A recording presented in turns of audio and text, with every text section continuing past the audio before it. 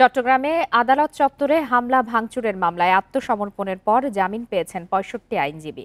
সকালে চট্টগ্রামের অতিরিক্ত মেট্রোপলিটন ম্যাজিস্ট্রেট হাসান শাহরিয়ারের আদালতে উপস্থিত হয়ে আত্মসমর্পণ করেন তারা।